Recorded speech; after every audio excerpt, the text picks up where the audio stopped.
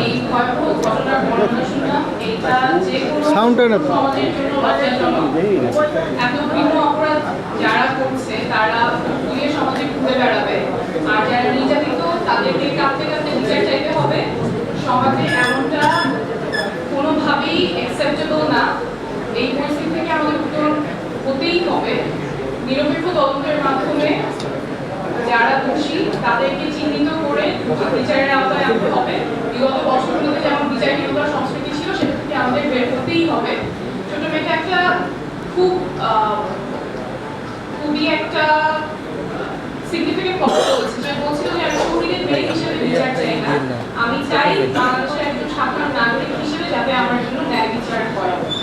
এবং আমাদের মনে রাখতে হবে যে ন্যায় বিচারে যদি দেরি হয় সেটা এক ধরনের অন্যায়ের পক্ষ নেয়া। আমাদের দায়িত্বশীলদের মনে রাখতে হবে যে ন্যায় বিচার কারোর প্রতি করুণা নয়, ন্যায় বিচার প্রত্যেকটা নাগরিকের মৌলিক অধিকার।